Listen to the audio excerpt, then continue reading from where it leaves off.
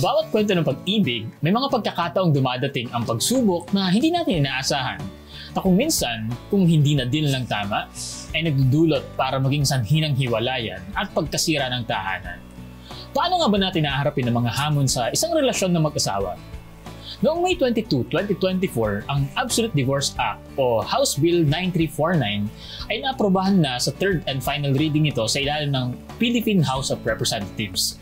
Ang next step para sa bill na ito ay dalhin na sa Senado para sa mas marami pang pag-uusap hanggang ito ay maisabatas sa ating bansa. Ang pagkakaroon ng ganitong aksyon sa ating mga opisyales ay nagpapakita ng maraming mga hamong kinakaharap ng ating mga tahanan dito sa ating bansa. Ngunit ano ba ang mga dapat nating isaalang-alang pagdating sa usaping diborsyo? Ano nga ba ang mga prinsipyo nating dapat malaman upang maiwasan natin na humantong sa ganitong sitwasyon sa ating mga relasyon?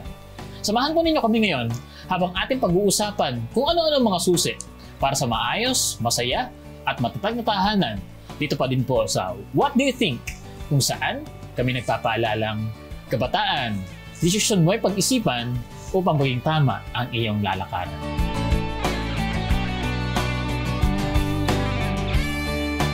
Sa mga oras pong ito ay patuloy po natin na makakasama si Enan at si Jaisel para talakayin ang ating topic ngayon.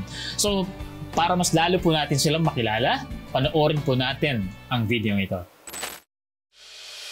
Si Zernan Enan Diaz at si Jaisel May Martinez Diaz ay long-time married couple na mayroong passion para sa pagpapatibay ng spiritual life ng bawat pamilya at bawat individual sa pamamagitan ng pagtulong sa kanila na mas makilala pa si Kristo. Si Enan ay isang accountant by profession at musician by passion.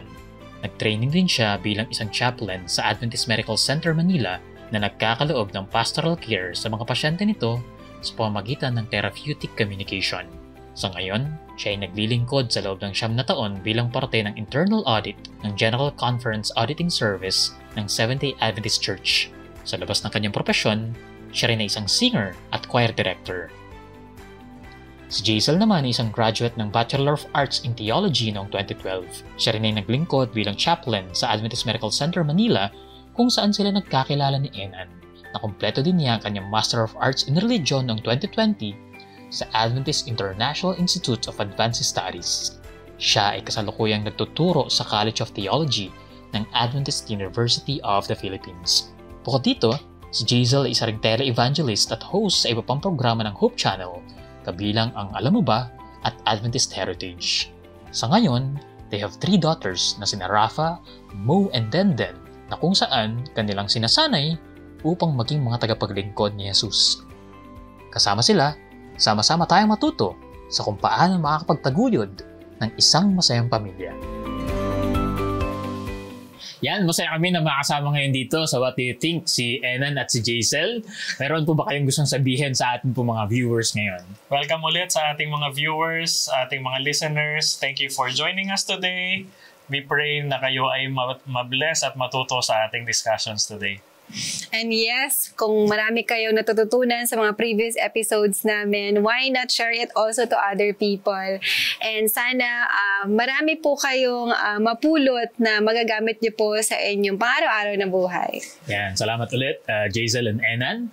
At nais po namin batian ang lahat ng mga nakatutok sa ating pong Facebook pages sa Hope Channel North Philippines. Ganoon din po sa North Philippine Union Conference, AWR Manila, at syempre sa mga naka-cross-post sa ating mga missions and conferences.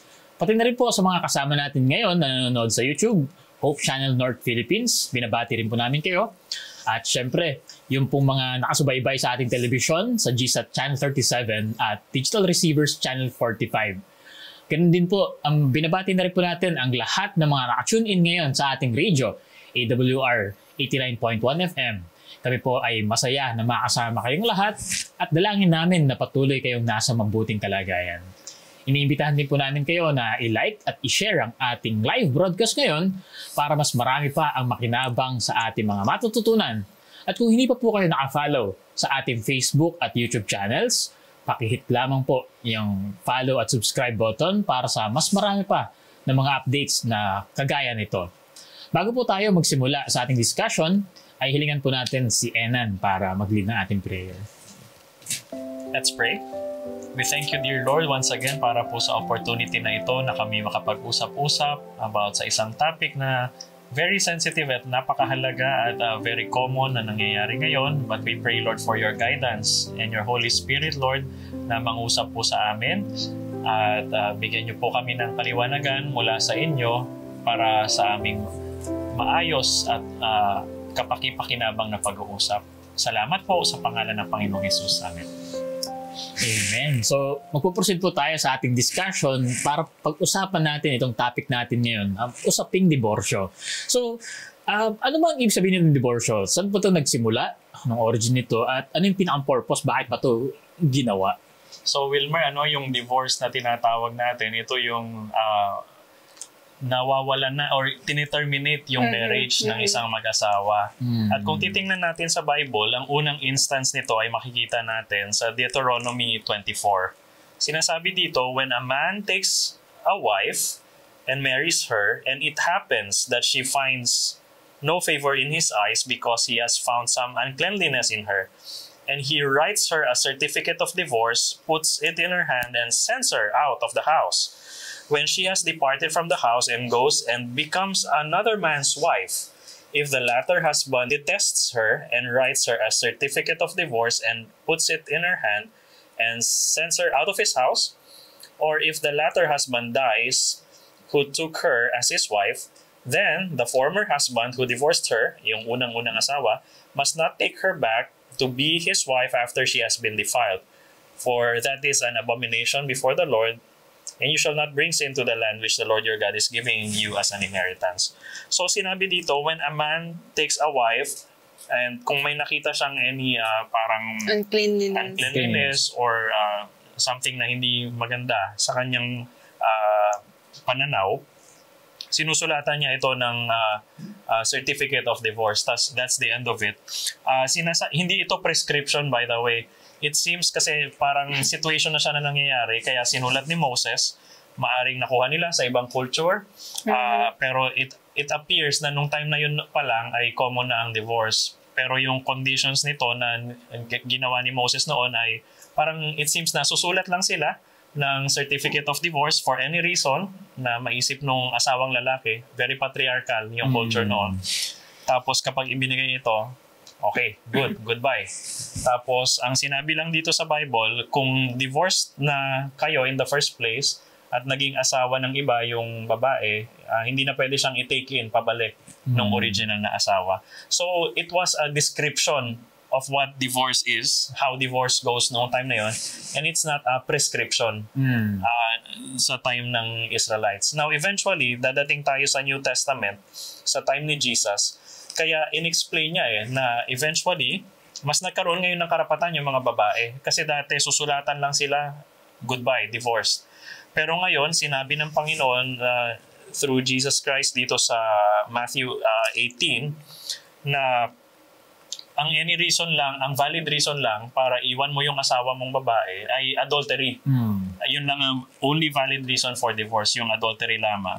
So ngayon mas pinibigyan na ng protection yung mga kababaihan na hindi lang basta-basta kung anong kapintasan ang makita sa kanila ng asawa nilang lalaki ay pwede na silang iwan.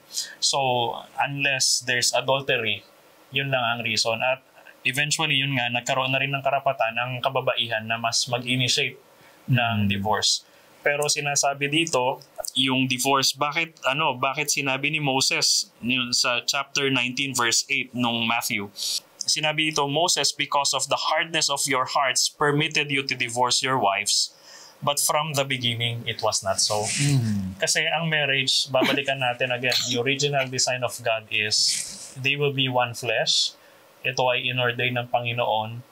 So, divorce was a compromise na inallow during the biblical times because of the hard-heartedness of man.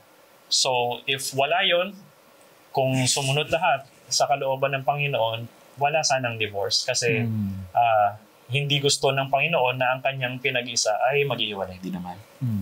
So, ibig sabihin, hindi pala lahat ng inallow ng Panginoon is actually good for them. parang noon time din ng Israelites, ang kulit-kulit nila, they want some meat, ganyan. And so God allowed to send some meat. Anong bird yun? Quail? Quails. And when they ate it, sila din naman yung nag-suffer because of what they did. So, sometimes, ganun, because of the stubbornness of our heart, God allowed it, no? Pero, sabi nga ni Enan, it's not prescribed. It's not what the Lord wants. Doon pa rin tayo babalik kung ano yung ideal niya at kung ano yung gusto niya para sa atin in terms of marriage. So, makita natin no, na nung sinabi ni Jesus, no, hindi yan ganyan in the beginning. Talagang nag-refer siya yung same na line na yun, same na word na yun, dun sa creation period eh. Diba? In the beginning na word na yun. At nakita nga natin, katulad yung sinabi, binasa natin kanina na doon pa lang, in-institute ng Diyos yung marriage na sinabi niya na ang babae ay iiwan ng kanyang magulang, lalaki iiwan ng kanyang magulang at magsasama sila. Diba? Na makikita natin doon na nung dineclare ng Diyos yung pag-institute ng marriage na yon, meron yung declaration ng para sa future pa na generations. Hindi lang para kay Adam and Eve kasi wala namang magulang si Adam and Eve eh. Di ba? Para sabihin ng Diyos para sa kanila na ay iwan nyo inyong mga magulang. Sila yung first parent. Dinedeclare yun ng Diyos na institution to na magiging standard sa mga susunod pa na generation.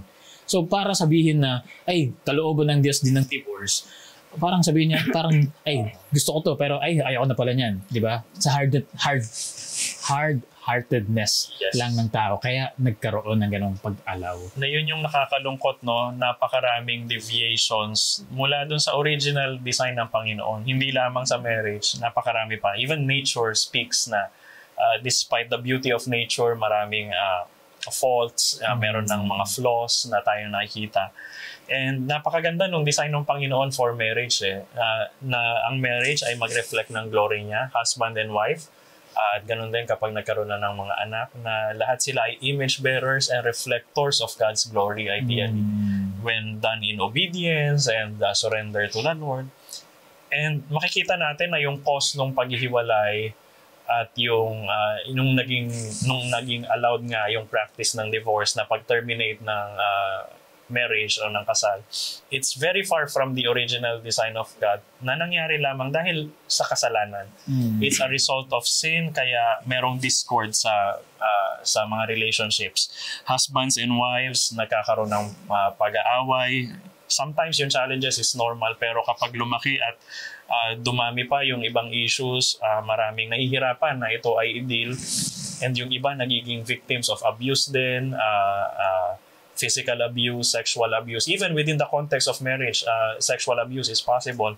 At napakarami pang ibang mga bagay na mga pinapractice ng tao ngayon na outside talaga doon sa original design ng Panginoon.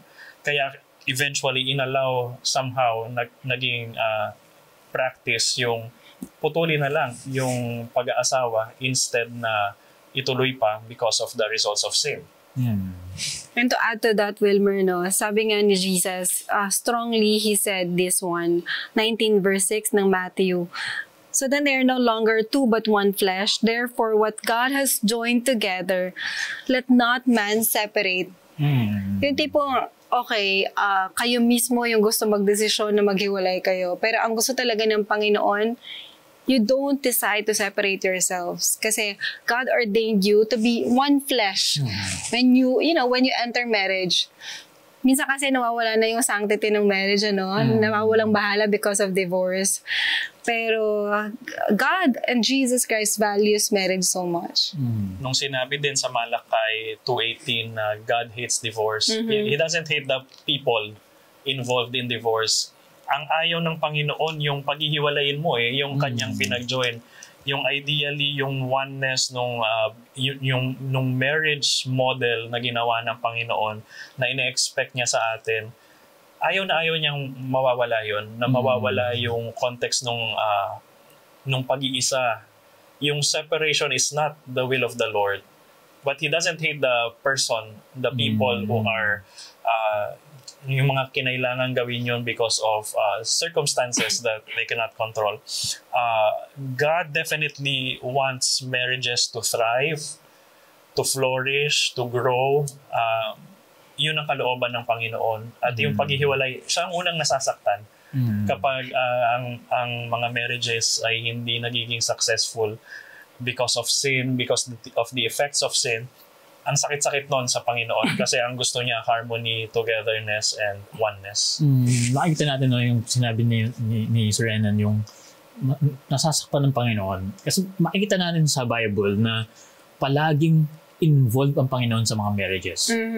Makikita natin yung pagiging hands-on ng Diyos pagdating sa marriage. Diba? Sa una pa lang, opening pa lang ng Bible, Genesis, Diyos mismo yung nagkasal kay Eva at Adan. Tapos pagdating sa Matthew, yung unang miracle na ginawa ni Jesus, ginawa niya sa context ng marriage, di ba? Yung ginawa niya, yung turning water into wine. Ang unang pinuntahan ni Jesus para pagpakitaan ng miracle niya ay marriage doon sa Cana. At ganun din, yung analogy ng Diyos palagi na yung church at saka yung si Kristo ay palaging analogy ng husband and wife.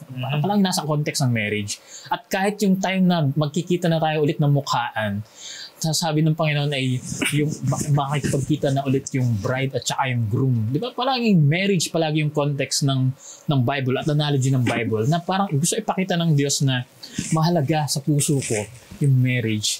Kaya kailangan natin ma-realize kung dapat di natin pinapahalaghan yung marriage. Hindi lamang doon sa altar, kundi maging sa preparation, sa mga plannings natin, sa actual na buhay natin, napakahalaga. You raised a very important point, Wilmer, kasi sa ngayon, nakakalungkot in our modern time, marami na excited na nagpe-prepare para sa wedding lang. Yung event itself, pero yung marriage itself ay hindi na paghahandaan before the wedding and after the wedding event is gone. So, dami ngayon yung mga ceremonies ng wedding, napaka-bongga, ginagastosan, maraming tao. Pero yung investment ay sana mas ilagay dun sa marriage itself, how we invest our time, efforts, resources na mapabuti yung mga marriages na meron. It's something na nakakalungkot ay minsan madalas neglected in our modern situations. So yun, talagang makakatulong yung mga ganitong klase ng mga programa. Kasi nare-recognize natin na walang school para pag-aralan itong mga bagay na to. Diba? Kaya kung minsan, kapag hindi natin naintindihan kung saan kukuha ng tamang resources, nagchachatsamba lang tayo. Pero napakahalaga na bumalik tayo sa original na nag-institute nitong marriage. Walang iba kundi ang Diyos. Bumalik tayo sa kanyang mga salita. So ano ba magiging epekto nun sa pamilya o sa individual na tao kapag siya ay nag-undergo ng divorce? Actually, marami. Hindi lang dun sa couple, pero lalo higit sa mga naiwan, and even sa sphere or sa circle of friends, And once kasi na nag-divorce ang isang couple, even yung both families nung mag-asawa are affected. Imagine, na lang yung relationships ng both families kapag nagkita sila, and na lang iisipin ng both parents kapag nalaman nila na nag-divorce yung mga anak nila. Will they blame somebody? May kailangan ba silang i-blame? Or they might think na may pagkukulang ba sila bilang mga magulang? Bakit naghiwala yung mga anak nila? So, lahat affected. Ang laki na naapektuhan, Wilmer, when one couple would divorce. Kasi when you get into a marriage or into a wedding, ang dami ding kasama Hindi lang naman kayo Diba? Hindi lang naman kayo yung part ng wedding or ng marriage, kundi parehong buong pamilya ninyo. And lalo hit nga kung may anak ka. So, sobrang affected yung mga bata. Imagine, they would be in a situation, yung mga bata, yung mga anak, na kung saan sometimes they need to choose whether sa mama ba nila o sa papa nila sila sasama. Parang, para sa mga bata, sa mga anak, they would not be living a normal kind of family anymore. And talagang yung anxiety, yung depression, yung lahat, yung frustration, mararanasan lahat yun ng bata. Mararanasan lahat ng bata. Although they could say na decision naman yun ng parents namin, wala kaming magagawa, which is very true, And nakakalungkot na nga na walang magawa yung mga affected, yung mga victims. We call them victims actually, yung mga anak And for both party, alam mo pag ginawa kasi ng Panginoon na one flesh, meron nga isang illustration na yung, kunyari, salt and pepper. Tapos pinagdikit siya ng glue, ganyan, yung salt and pepper. Kasi they become one, ganyan. Pero pag pinag-divorce mo siya, makikita mo talaga na merong markang naiwan ng paghiwalay. And so, hindi na sila one flesh. So, meron at merong effect to both of you, to the couple, yung separation. Pwedeng masabi na, ay, maraming positive kasi malaya ka na or wala na yung, kung there's abuse, finally wala nang abuse, ganyan.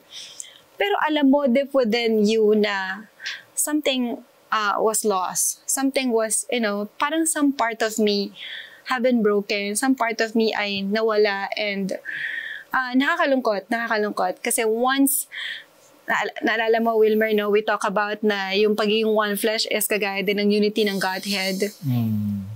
Naalala ko tuloy when Jesus Christ is on the cross saying, Lord, why have you forsaken me? Ang pinakamasakit na karanasan para kay Jesus is yung feeling na na-separate siya from the Father. So how much more yung couple na they have spent time together, they become one flesh, tapos they would be separated. It's a painful experience. It's a very painful experience. And maraming nakaka-cope up, pero marami ding hindi. Maraming, alam mo yun, napaprocess nila. Maraming ding hindi naman nila napaprocess yung brokenness nila. And so, it also affects the next relationship that they will have. Nandun yung nalolos yung confidence nila sa self nila. And even yung pagiging worthy nila and all of that. Maraming effects personally doon, both sa couple. I think, Wilmer, we can all agree na divorce is very painful. Even yung mga nag-undergo noon, I could say na if they had the choice, probably hindi nila yun iti-take kung may ibang option pa. Kasi it's not easy. It's very painful. Yun ng breakup lang na mag-sweetheart, talagang natagal mag-move on minsan, napakasakit. How much more yung naging asawa mo talaga at nag-spend kayo ng maraming time, nandun yung sexual intimacy, nag-build kayo ng life, you were aiming to build a life together. Lalo yung mga sincerely pumasok sa marriage din naman. Pero one way or another, it ended up sa divorce. I know it's very painful sa lahat ng parties involved. Also sa children na walang kamuang-muang. Yun nga kadalasan, yun nung sila ang nagbe-bear nung consequences nung paghihiwalayan. They start thinking, ano bang mali ko? Bakit hindi ba ako enough para i-keep nila yung marriage nila? So as Jaisel said, nagiging victim sila nung divorce na nangyayari. So overall, it's messy. It's painful. It's not something you would wish to experience, basically. But then again, ito yung naging common reality, sa paligid natin. And I think it's really part of our responsibility as a church, as people who profess to believe in God, na pagtibayin yung mga marriages na meron tayo ngayon at ihanda yung mga kabataan pa na nagpe-prepare, nagko-contemplate towards marriage. Kasi I think, na-mention mo kanina yung background, yung divorce dito sa Philippines, sooner or later it will happen. It is inevitable. And I don't think divorce ang ating talagang kalaban. Ang totoo nating issues na kailangan harapin is strengthening the marriages that we already have as a church. Paano pagtibayin yung mga marriages na meron na? Paano tulungan yung mga couples na nagsastruggle? Paano natin sila bibigyan ng tools na makakope up dun sa mga issues na kanilang pinagdadaanan? At ihanda yung mga kabataan. Itong programang ito, napakahalaga. What do you think? Matulungan sila na mabigyan ng tools, ng tamang preparation, na hindi sila sasabak sa marriages lang na basta-basta at the expense of potential na hiwalayan. Dapat mabigyan sila ng tamang knowledge, tamang tools, tamang values sa kanilang puso para yung marriages na ito ay mapagtibay at hindi mag-end up maging statistic lamang doon sa divorce at matulungan sila na as much as possible yung kanilang marriages ay ma-safe, mag-thrive at mag-flourish. To be honest, Wilmer, no, my parents are separated. And the effect sa akin is I'm fearful to enter family or marriage, you know. Kasi natatakot ako na baka mamaya sa akin din, sa family ko, I would have the same kind of scenario na mag-separate din. Something like that. So, ganun yung nangyayari if the parents got separated or divorced, the kids may tendency then to actually have separation and divorce in their marriages. Sabi ko nga, yung parang generational curse, diba? It could, you know, from one generation to another, pwede talagang magsunod-sunod yun. But then, merong redemption ng Panginoon. God has His own way to redeem His or her people. His people. And so, what happened is, I'm very cautious. Naging very cautious ako in choosing the person I will be marrying, to the point na since ang naging cause ng separation is adultery or unfaithfulness, I make sure that the person na makakasama ko would be very faithful, na talagang walang infidelity or walang bahid ng, alam mo yun, walang tendency, you know, to really cheat or to really commit adultery. And sa maraming nanligaw sa akin, Wilmer, I've seen them na mayroon talaga, ang dami talaga na may tendency na, alam mo yun, to choose another one aside from you. But then when I found him, God is so redemptive, na I saw him as someone who's really faithful, who's really would stick to his relationship na meron siya. So sabi ko, Lord, this is it. This is very different from what I've seen in my family. And this person is very different from my father. And so, I decided to choose him. Kaya lang along the way, Wilmer, parang minumulto ako ng pangyayari in my own family. Na minsan, akala ko, he's the same with like my father. Akala ko, unfaithful din siya, or akala ko, lolokohin din niya ako. To the point na at times, kahit mag-asawa na kami, I would distrust him. I would be so jealous. I would go crazy being jealous, ganyan. I believe those are parts of effects talaga siya na nangyari with my family. And nakakalungkot na paano kung hindi pala ako aware na epekto yun ng kinalakihan ko, then I might not be able to overcome yung mga ganong emotions, yung mga ganong challenges in my personal life. Thankfully, I was aware, and thankfully, I know na pwede akong iligtas ng Panginoon in those kind of situation. So sa mga kabataan, sa mga anak na nakaranas ng mga ganon, Wilmer, I would suggest and I would tell them na God has His own way to redeem you. God has His own way to actually reclaim you from your broken families, na pwede pa rin pala na ikaw ang mag-stop ng generational curse, and that you would continue the next generation na buo ang pamilya, masaya ang pamilya, in line with what God wants. So, makikita natin na kapag talaga lumihis tayo dun sa design ng Diyos, ang unang na-apektuhan ay yung state of mind natin. Yes, diba? that's true. Na-apektuhan yung emotional na state natin. Naalala ko kasi nung si Adam and Eve, di ba? Nung kumain nung sila ng pinagbabawal na prutas, ang una na nabago sa kanila yung state of mind nila, di ba? Nagkaroon ng shamefulness, di ba? Nagkaroon sila ng self-preservation, nagkaroon ng betrayal, ng blaming others. Diba? Blame game.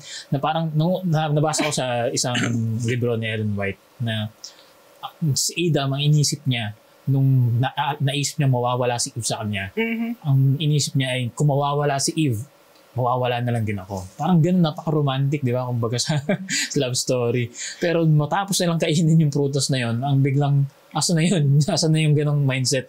Hindi ako Panginoon siya kasi. Di ba? So makikita natin, yung marami tayong mga emotions, mga unnecessary emotions na nararanasan natin dahil sa hindi natin pagsunod o kaya hindi pagsunod ng ibang mga tao na maapektuhan tayo. And ganun kasi yung sin eh. Yung sin ay hindi siya ikaw lang yung maapektuhan. Yes. Kundi maraming mga tao ang masasaktan din. Maraming mga tao ang maapektuhan din.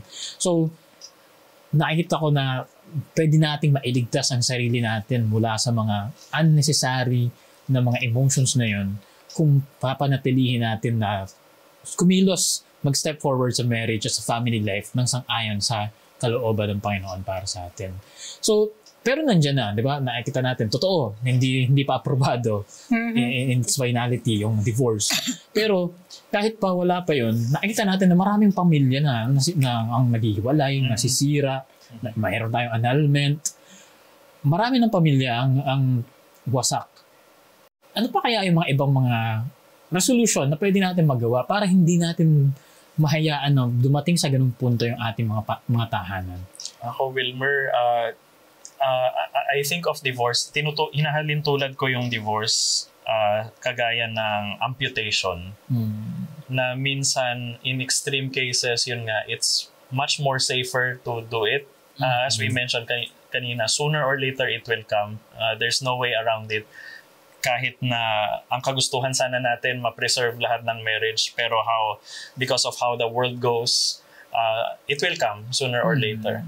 Pero gaya ng amputation, we need to really assess kailangan ba talaga siya o hindi at that stage. Maisa-safe pa ba?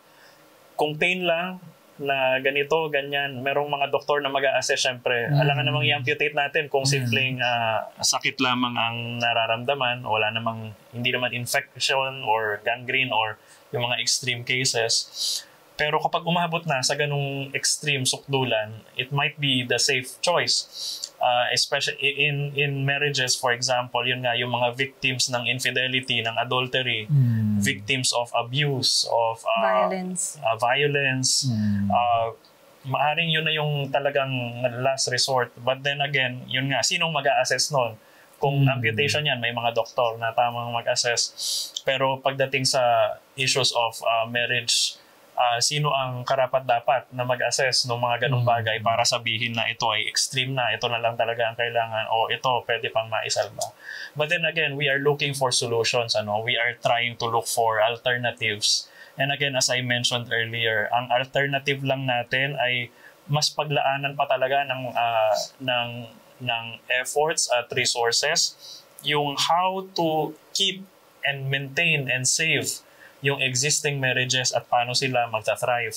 So sa pag-assess, halimbawa, we need more counselors maybe or pastors to really specialize din sa marriages, marriage counseling, family counseling, kung paano ma-assess din sila, matulungan sa mga issue nila. Kasi minsan yung easy way out lang yung hahanapin.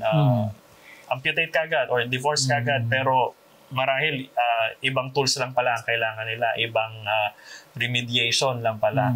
So it's always safe na lumapit sa Panginoon, magpatulong sa Panginoon how to save and sustain yung marriages na meron tayo.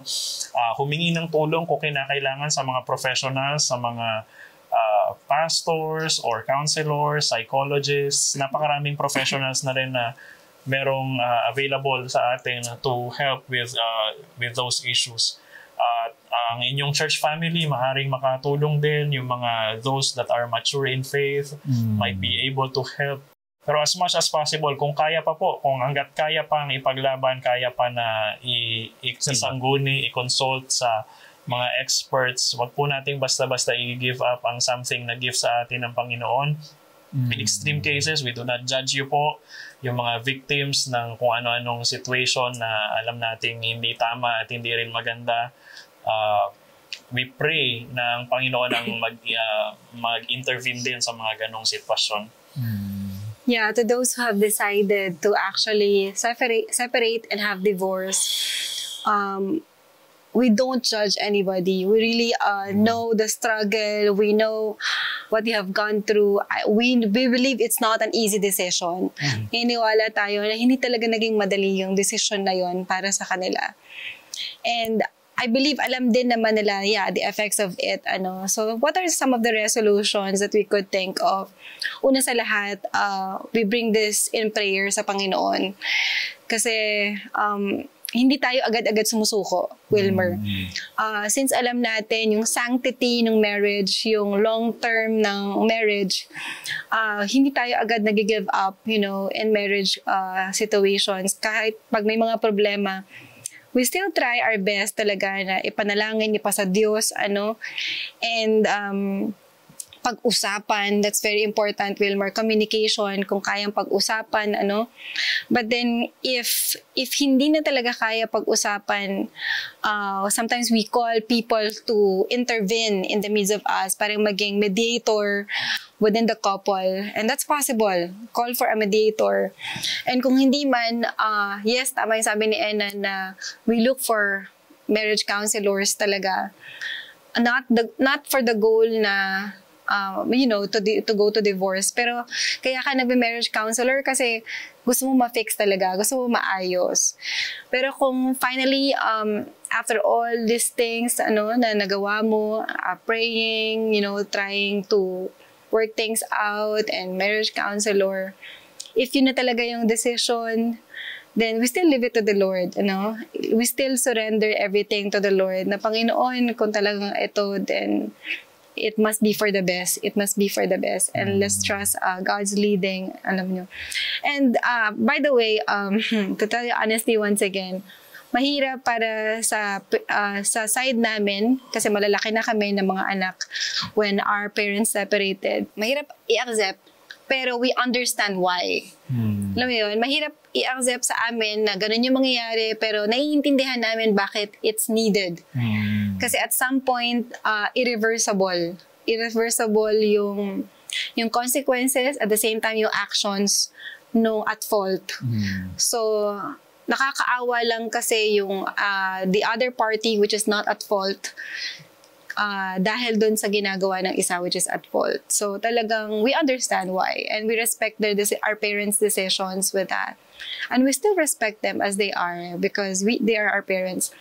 Nakakalungkot lang, it also happened with one of my siblings. I intervened with them, and I tried my best with all the capability of a pastor, of a marriage counselor. But then, dumarating talaga sa point na wala na. Alam mo yun, susubukan mo pang hindi sumuko. Susubukan mo pang i-counsel, i-kausapin, gawa ng paraan, i-remedy, Pero dumarating talaga sa point na the other one is not cooperative. And kapag hindi na kasi willing yung isa, ang hirap to reconcile it. Wilmer, parang unless if-force mo, pero kung if-force mo kasi siya, magsasuffer pa rin pareho. Magsasuffer pareho. So, maraming sa panahon natin ngayon na ganun yung maaaring sitwasyon. The other party would not be willing to reconcile anymore. And nakakalungkot. Kaya maganda, Wilmer, din na i-explore natin yung isang side din, even if hindi ka pa nasa marriage, or if you feel you are in a stable marriage. Napakaganda na kamustahin natin yung mga peers natin, yung ating mga kapatiran sa iglesia na married din naman, bago pa umabot doon sa mga extreme cases na kailangan na ay amputation, kumbaga. Kamustahin natin sila, how are you doing? Kamusta ang marriage mo? Anong maitutulong ko? Anong issues na maaring matulungan ka? It's very important na to offer help din kung kaya nating ibigay yung tulong dun sa ating mga mahal sa buhay, sa ating relatives, ating mga church circles, na mabigyan sila ng opportunity na ma-express kung ano yung mga issues nila, kasi parang hindi na umabot dun sa extreme cases na talagang irreversible na yung damage at yung issues, na ang goal natin ay matulungan yung mga within our circles na mag-thrive. Hindi lang basta i-avoid yung divorce, kundi mag-thrive din, maging masaya. Kasi napakarami din namang tools para ang mga marriage ay mag-thrive at maging joyful, maging growing together as individuals and as a couple. Napakarami din naman na sabihin natin programs or means or activities na para may uphold yung biblical marriage na ina-expect sa atin ng Panginoon. So, minsan instead na mag-dwell din tayo dun sa negative side of it na of course nakakalungkot, why not maging proactive tayo sa pag-address, pag-help, pagtulong dun sa mga in the existing marriages. And of course, yung sa mga kabataan nga, as parents, dapat ma-guide natin silang mabuti na maging tama yung decision nila. Kailangan naming i-model kung ano yung tamang expectation na i-expect nila in their future partners. Dapat ma-model namin yon as parents na ganito ang mga traits na dapat na hahanapin nila para mag-thrive, paano i-build yung relationship namin as mag-asawa. Para in the future sila din naman ma-inspire hopefully na tama ang piliing partners at tama rin ang pagko-cope up sa mga issues na harapin ng kanilang marriages. Amen. Kaya Wilmer, we're very intentional in our previous episodes saying na in terms of marital relationship, dapat talaga intentional tayo in terms of our growth, in our marital experiences and communications, ganyan. Kasi mahalaga yun. Mahalaga yun. Para maiwasan natin itong mga kagayang ito ng divorce and separation. So parang na-excite na tuloy ako na itaal natin yung topic tungkol sa communication within marriage. Pero two things na nakita ko doon sa shinare niyo po sa atin. Malinaw naman. Pero yung nagustuhan ko yung analogy sa amputation. Kasi meron mga kabataan o ilan na mga niisip nila na total, meron namang divorce. Di ko na kailangan pag-isipan. Basta kung hindi kami, edi tigil namin. Ganun lang, di ba? Na kung isipin natin kapag sa physical na analogy natin, di ba? Hindi naman na nagsasabihin na, kahit ano lang kainin ko kasi puputulin din naman yan eh. Hindi tayo ganun. Kasi, yun parang nakita ko na ang ganda ng example na yan, na analogy na yan. Kasi, kapag sa marriage ay magiging one talaga, maging part of who you are, maging part ng katawan mo, maging one flesh. Essentially, yes. Essentially. So hindi ka sasabihin na, kahit anong kainin ko lang tumatamis na to, akala ko magka-diabetes. Puputulin lang naman yan kung sakali mangyari yun. Hindi mo pwedeng isipin na mindset yun eh. Kailangan mo ay mag-prevent, kailangan kailangan kang baguhin sa lifestyle mo ngayon, sa paraan mo ng pakikitungo sa mga tao. Ngayon mo yung sisimulan. So makikita natin na ang pinaka-best talaga na resolution ay hindi resolve habang nandiyan na, kundi yung preparation. Prevention. Kaya pala minsan sinasabi, prevention is better than cure. Second point na nakita ko na maganda na sinabi po natin ay yung empathy natin sa mga nakakaranas ng ganito. Minsan kasi may ilan na gumadating ka sa ganyan, bubuksan ng Bible, sasabihin, God hates divorce. Na para bang ikinokondemn natin sila sa pamamagitan ng salita ng Diyos. Pero hindi, makikita natin na Diyos yung nasasaktan sa ganong sitwasyon. Yes. At nais ng Diyos na makatulong sa mga ganitong pagkakataon. So, katulad sinabi niyo kanina, totoo, God hates divorce, but God loves divorces. Yes. Diba? Mahal ng Diyos kung sino man sa inyo na mga nanonood ngayon na nakakaranas ng ganitong sitwasyon. Ang Diyos ay palaging willing at available, malalapitan. Actually, nag-i-initiate pa nga siya. Hindi lang basta nag-i-intay, kundi nag-i-initiate, kumakatok sa atin para mag-offer ng help. So, napakaganda ng unang part ng ating discussion. Marami tayong natutunan tungkol sa paghiwalay, diborsyo. At sigurado marami tayo na mga insights na nakita. At kung meron kayong mga karagdagan na mga katanungan o comments sa ating pong napag-usapan, feel free to type in your comments sa ating comment section or di kaya ay kontakin ng mga numbers na makikita po ninyo sa inyong mga screens. So bago po tayo magpatuloy ay makakarinig po muna tayo ng isang awitin.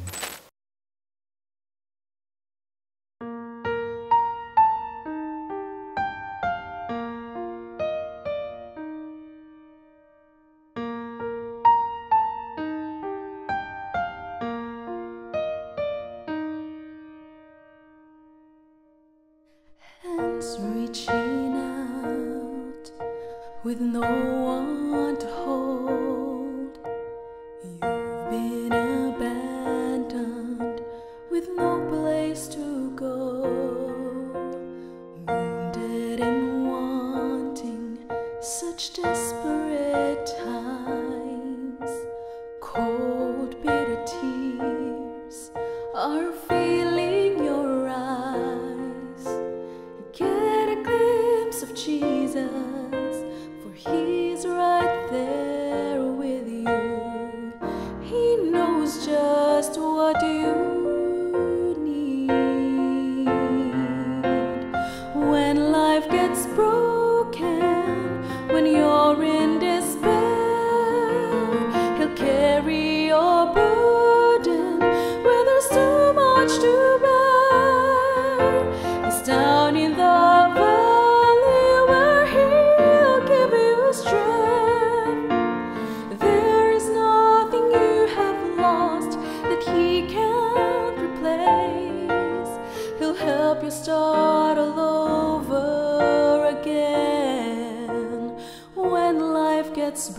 broken.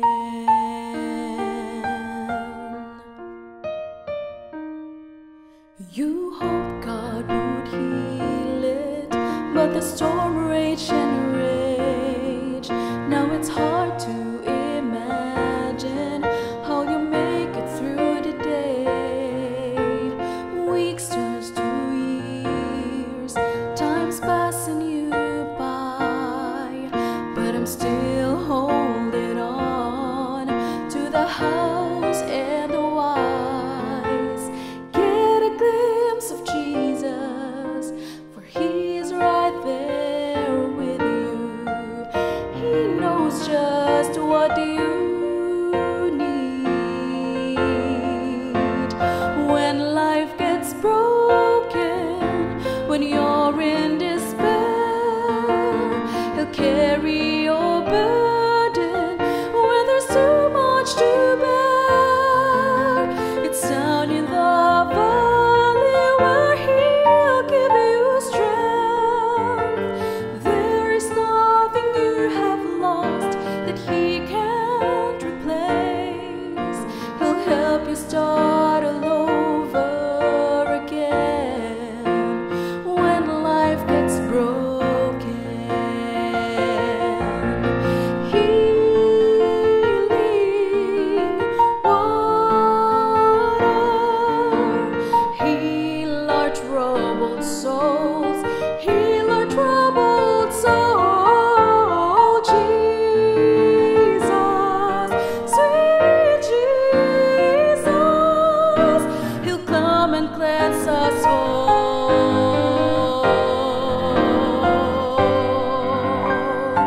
When life gets broken, when you're in despair, He'll carry your burden when there's too much to bear. It's down in the valley where He'll give you strength. There is nothing you have lost that He can't replace. He'll help you start all over again. He'll help you start all over again. He'll help you start all over again when life gets broken.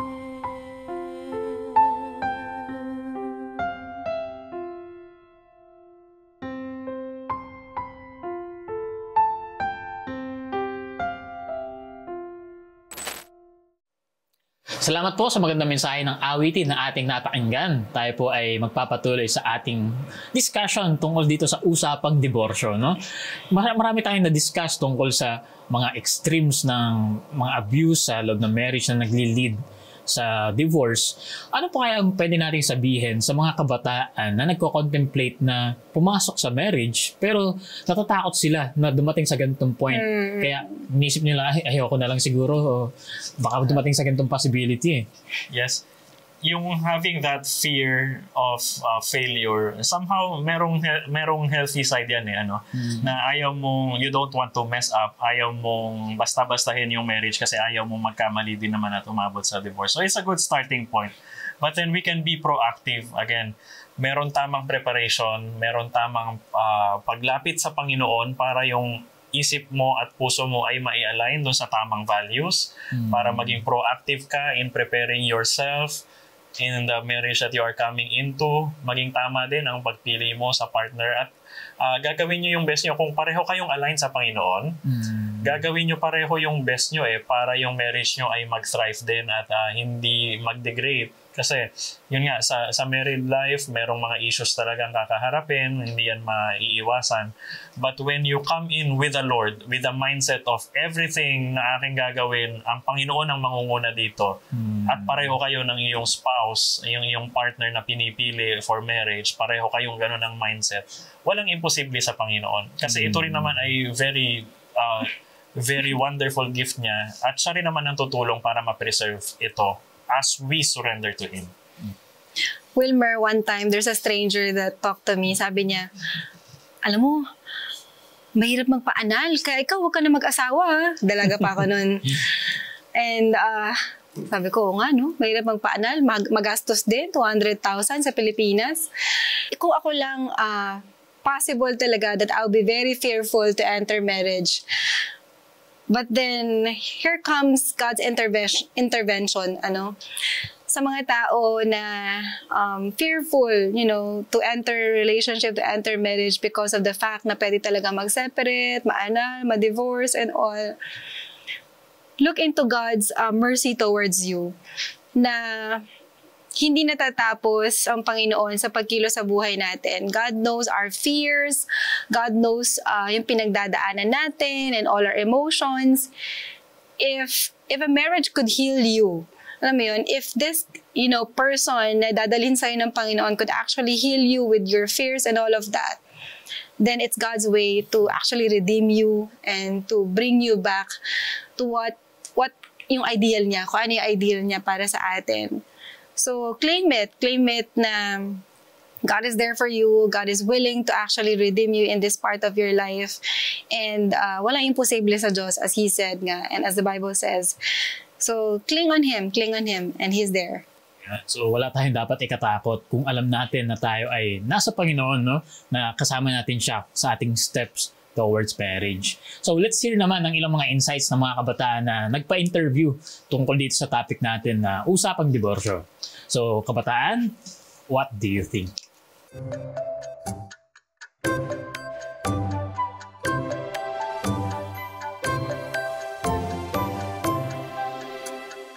So, my opinion about sa divorce is parang very alarming na siya, lalo na sa community natin.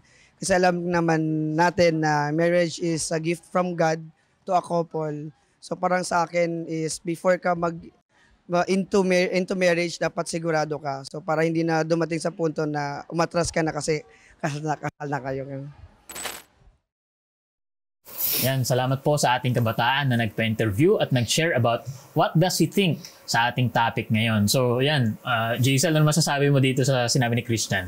Actually, bago ka magpakasal, parang hindi mo naman iniisip na maghihiwalay kayo afterwards. O hindi mo naman talaga, you're not putting in mind na this will come up to a divorce, a separation. When you enter a marriage or you enter a wedding or you do a wedding, alam mo na committed ako. Alam mo na pinili ko to. Alam mo sa sarili mo na mahal mo tong taon to and you want to spend your entire life with him or her. And with that in mind, tama yun na bago ka mag-commit, talagang alam mo yung pagdedesisyon mo, talagang eto na to. Kumbaga, committed ka talaga. That's cool. That's a good starting point na siguraduhin mo munang tama yung pinili mo. Pero it doesn't stop at that. Kahit napili mo na siya, parang porke napili mo, tama, okay na. Wala na akong gagawin. Hindi. Patuloy pong pinaglalaban ang marriage, Ang married life ay patuloy na ine-effortan napakaraming issues na magkakamab, yung inyong intimacy and closeness ng inyong spouse ay patuloy na wino-work out. Hindi lang siya basta tinanggap mo, pinasok mo, pero hayaan mo na, tapos anything goes. Marriage is work, it's a big work, pero it's a work that is possible to be very beautiful. It can give you beautiful results and satisfaction as long as is-surrender natin siya sa Panginoon. So everything, sa lahat ng ating gagawin, the best starting point is depending on the Lord and trusting Him, including in our marriages. Yan, so napakaganda ng ating mga napag-usapan. Naintindihan natin na ang marriage ay galing sa Panginoon. Hindi dapat natin basta-bastang pasukin ng hindi tayo handa o naiintindihan yung mga dapat nating isaalang-alang. Lalo tigit yung personal na relasyon natin sa Panginoon. Yan, nakita rin natin na kinakailangan natin na maging empathic sa mga tao na nakakaranas ng ganitong sitwasyon. Dapat na idalangin natin sila kung kailangan nila ng panahon na makakausap, maging available tayo para sa kanila. At nawa ay patuloy na maging katulong tayo para mag-flourish ang bawat pamilya. So, nakita natin na ang diborsyo ay hindi lamang isang legal na proseso, kundi isang emosyonal na paglalakbay na puno ng mga bagay na dapat na isalang-alang na maaari makaka-apekto ng malaki sa bawat mga taong involved, hindi lamang sa mag-asawa, kundi maging sa buong pamilya. Ang prosesong ito ay hindi lamang tungkol sa paghiwalay ng dalawang tao, kundi pati na rin sa mga anak o yung dalawang party ng pamilya na nagbubuo ng kanilang pagsasama. Kaya nararapat na sa isang relasyon, ang bawat isa ay may pag-unawa, pagmamahal at higit sa lahat ay pagtitiwala sa Diyos na anuman ang pagsubok o hamon na haharapin ninyong mag-asawa ay inyong mapapanagumpayan sa tulong ng Panginoon.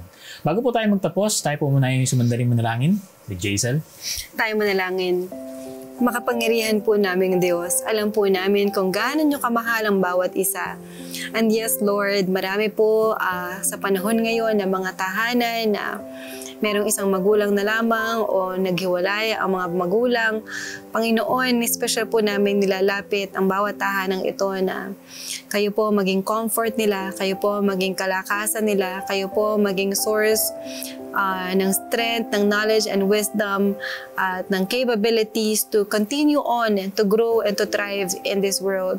At Panginoon, patuloy po na tulungan ng bawat isa na lalo higit ang mga kabataan na magdedesisyon to enter into a marriage, na sila po, Panginoon, ay maihanda sa isang marriage relationship na naayon sa inyong kalooban. And we pray na patuloy pong bigyan ng opportunities to learn about these things para patuloy po na masusunod po nila ang mga naisin ninyo at mga ideals ninyo for marriage.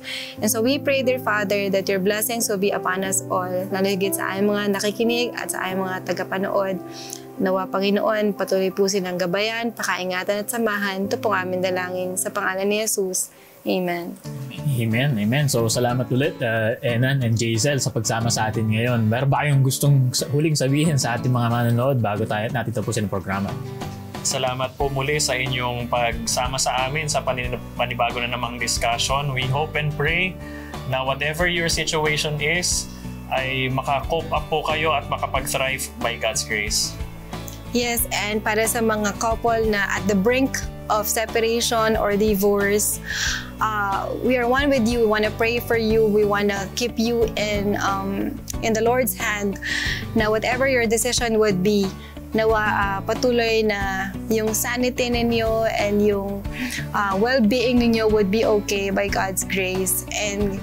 And if kaya pa po na isalba, patuloy natin idulog sa Panginoon ang lahat ng mga bagay na ito that is in between our relationships. Yan. So yan, salamat po sa pagsama sa atin sa ating naging session ngayon. Nawa ay marami kayong nalaman, natutunan, may apply nyo sa inyong actual na pamumuhay. Muli po natin na makakasama si Jaisal at si Enan sa susunod na mga episodes ng ating programa tungkol pa rin sa pagpapamilya.